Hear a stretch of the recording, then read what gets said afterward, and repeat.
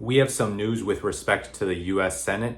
CNN reports Dick Durbin, the longtime second-ranking Democrat in the Senate, announced plans to retire at the end of next year, setting off a succession scramble to take his powerful leadership spot in the chamber and a likely crowded primary in Illinois for the seat. Quote, "The decision of whether to run for re-election has not been easy. I truly love the job of being a United States Senator, but in my heart, I know it's time to pass the torch," Durbin announced Wednesday. "So I am announcing today that I will not be seeking re-election at the end of my term." Yeah, pass the torch, man. There we go. If only Dianne Feinstein had thought of that.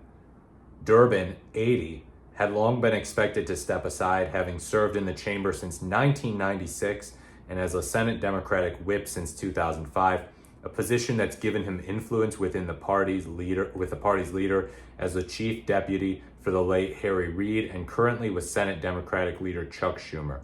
Durbin becomes the fourth Senate Democrat to announce plans to retire rather than run for re-election next year. That's kind of a lot, it seems like, four. And then, of course, you have Republican Mitch McConnell. So these senators that are retiring are starting to stack up pretty big. Durbin's retirement decision opens up a number of key positions, including on the Senate Judiciary Committee, where he served as chairman in the last Congress, having presided over the confirmation of Ketanji Brown Jackson, the first black woman to serve on the Supreme Court, and where he has long championed legislation to help the undocumented migrants brought to the U.S. as children known as Dreamers.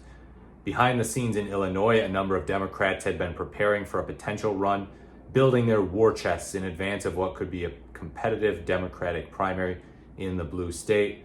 Among those seen as potential candidates, Representatives Raha Krishnamurthy, Robin Kelly, and Lauren Underwood, and Illinois Lieutenant Governor Juliana Stratton. And in the Senate, the race to replace Durbin will set off a leadership scramble that won't be formalized until after next year's midterms and through a secret ballot of Democratic senators. There are several Democrats who could seek the whip position, setting them up to be a potential successor to Schumer. Those viewed as potential candidates include Senators Brian Schatz, Amy Klobuchar, and Patty Murray, but others could make their interests known. Schumer thanked Durbin in a statement following his retirement, saying that he's been a trusted partner, one of the most respected voices in the Senate for decades, my dear friend, and of course, my former roommate. Damn, I didn't know they were former roommates. So, yeah, I don't know that much about Dick Durbin, to be honest. He always sort of flew under the radar to me. I think I heard some Democrats singing his praise over something in hearings recently, but to be honest, he's not one of those household names in my opinion. He hasn't done anything quite like Cory Booker has with that 25-hour-long filibuster that broke the record and beat out Senator Strom Thurmond from back in the 50s opposing the Civil Rights Act. So yeah, I don't know that much about Dick Durbin, but if you're a fan of his or a hater of his, let me know what you think of him in the comments below. Let me know what stands out.